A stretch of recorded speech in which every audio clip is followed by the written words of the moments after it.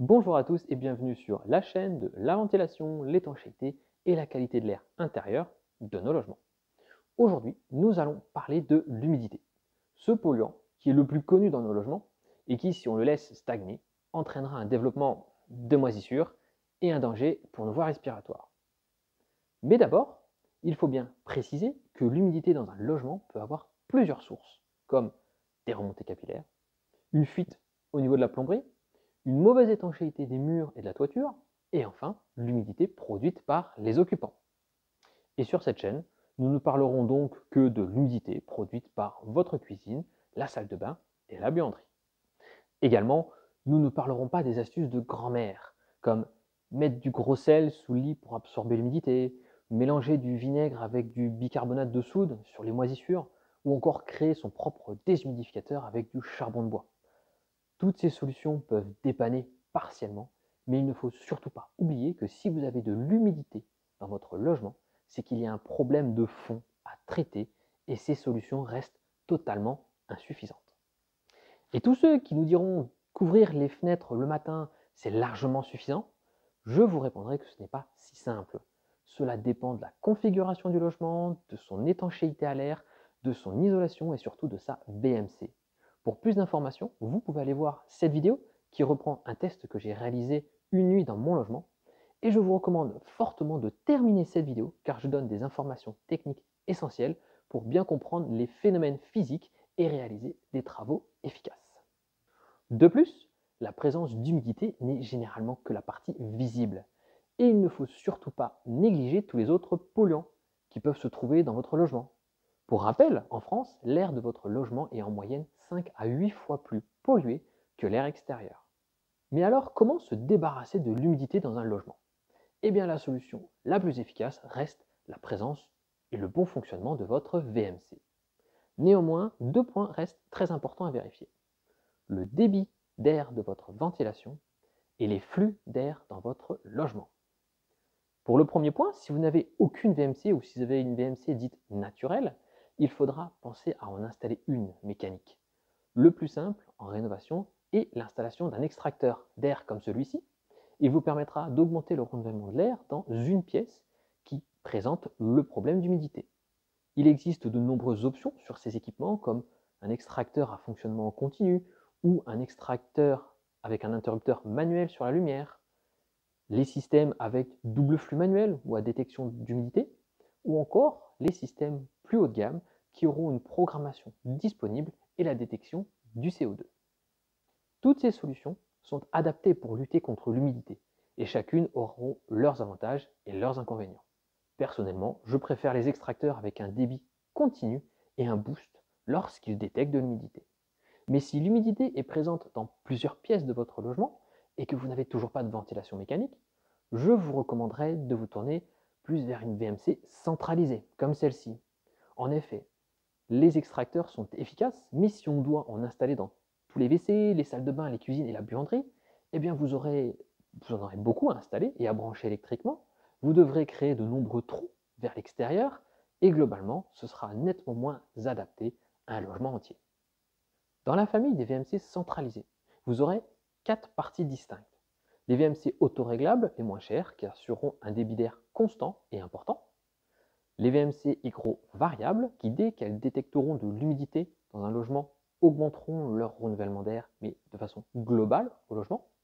Les VMC hygroréglables, que l'on voit partout en France, qui auront une détection d'humidité par pièce, ce qui permet de cibler l'endroit où est l'humidité. Et enfin, les doubles flux, qui seront parfaites mais difficiles à installer en rénovation. Pour en savoir plus, je vous recommande d'aller voir mes précédentes vidéos qui détaillent chacune de ces familles. Elles seront toutes performantes contre l'humidité, mais leur efficacité dépendra largement de leur installation. Et cette remarque me permet de partir sur les cas des logements qui ont une VMC, mais toujours des problèmes d'humidité. Dans ce cas-là, si vous avez toujours de l'humidité, voire même des moisissures malgré votre ventilation, le premier réflexe à avoir est de réaliser un entretien de votre système de ventilation.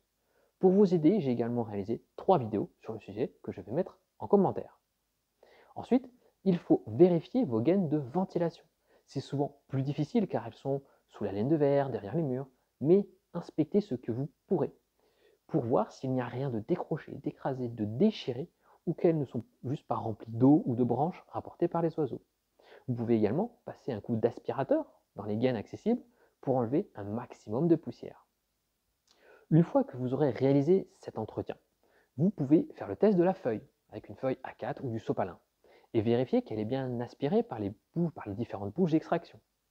Si cette feuille n'est pas aspirée ou si elle tient très peu à la bouche d'extraction, c'est qu'il y a possiblement un autre défaut sur le système de ventilation qu'il faudra corriger pour augmenter le renouvellement d'air et l'aspiration de l'humidité.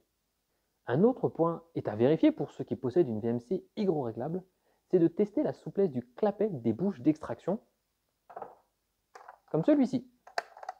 N'hésitez pas à le nettoyer, à vérifier qu'il fonctionne correctement, mais globalement, si vous avez des problèmes d'humidité, vous pouvez également tourner une petite vis qui est à l'intérieur pour augmenter l'ouverture du clapet. Attention, cette manip est assez délicate car l'équipement est assez fragile, mais je vous l'explique dans une de mes précédentes vidéos. Autre solution, si vous pouvez même carrément enlever le clapet pour maximiser le débit. Cette solution est moins esthétique, mais au moins, vous serez sûr qu'il n'y a rien pour empêcher l'humidité d'être aspirée directement. Dans certains cas, malgré un nettoyage complet du système de ventilation et une vérification des clapets, des bouches d'extraction, vous n'arrivez toujours pas à avoir suffisamment d'aspiration d'air et l'humidité s'accumule encore. Eh bien, il vous reste encore deux cartes à jouer. La première sera de changer vos gaines de ventilation avec ce genre de gaines par exemple, qui auront beaucoup moins de frottement avec l'air, ce qui permettra à l'air de mieux circuler et ainsi d'améliorer les débits. Surtout lorsque vous possédez un logement avec plusieurs étages ou une longère, et vous aurez donc des gaines très longues. Cette solution peut être difficile à mettre en place, mais si vous avez des gaines complètement obstruées, peu importe ce que vous ferez, il n'y aura jamais d'aspiration. Et la deuxième sera de modifier votre caisson de ventilation par un caisson plus puissant. Pour cela, visez les caissons qui mentionnent la réglementation RE2020 et évitez ceux qui indiquent avoir un moteur électrique qui consomme peu. Les moteurs électriques ont un rendement proche de 1 depuis des dizaines d'années. Et la seule solution pour ne pas qu'ils consomment est de diminuer leur taille et leur puissance. Sauf qu'au bout d'un moment, si le caisson n'est plus capable d'aspirer l'air convenablement, il ne sert à rien.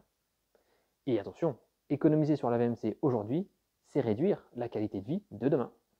Maintenant que nous avons vu comment traiter l'humidité dans les pièces humides, passons aux pièces dites sèches, les chambres et le séjour. Tout d'abord, il faut savoir que tout ce que nous avons vu précédemment améliorera grandement l'évacuation de l'humidité globale du logement.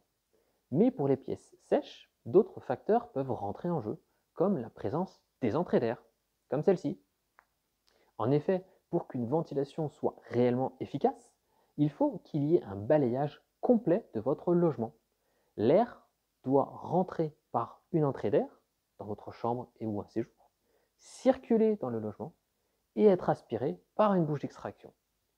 Plus le balayage sera efficace, mieux vous chasserez l'humidité et meilleur sera votre confort et vos économies d'énergie. Concrètement, vérifiez la présence des entrées d'air dans vos pièces sèches. Vérifiez également leur bon fonctionnement en vous assurant que l'air passe bien au-dessus de l'ouverture. Par exemple, fermez toutes vos fenêtres et portes extérieures et passez votre main sur l'entrée d'air. L'entrée d'air se trouvant au-dessus. Vous devriez sentir un léger courant d'air. Si ce n'est pas le cas, cette vidéo vous indiquera comment entretenir vos entrées d'air. Après les avoir entretenues, et si vous ne ressentez toujours pas d'air passer, soit votre ventilation n'est pas assez puissante, soit votre logement est très perméable à l'air. En gros, votre ventilation aspire, mais l'air rentre un peu partout dans votre logement. Et c'est ce point qui généralement déclenche le développement de moisissures dans certains endroits. Par exemple, vous venez de changer les fenêtres et refait l'isolation de votre chambre.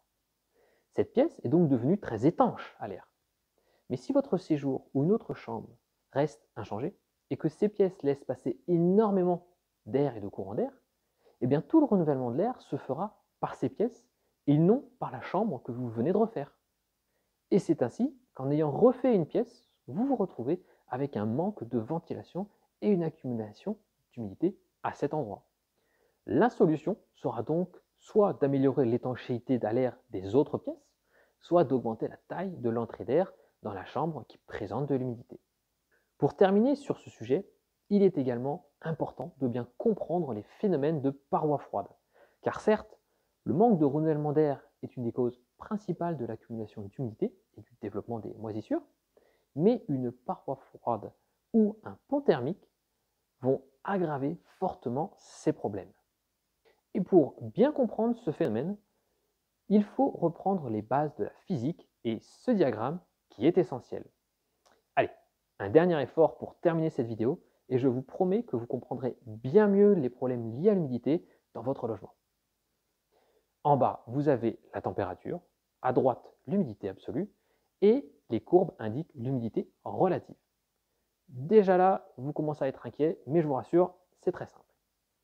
L'humidité absolue représente une quantité d'eau en milligrammes, 1 gramme, 1 litre d'eau, alors que l'humidité relative représente la capacité de l'air à absorber de l'eau. Concrètement, plus l'air est chaud, plus il peut accumuler d'eau. Prenons un exemple. Imaginez que dehors, l'air est à 5 degrés et qu'il y a 100% d'humidité relative. En gros, il y a un épais brouillard. Le point est ici sur le graphique.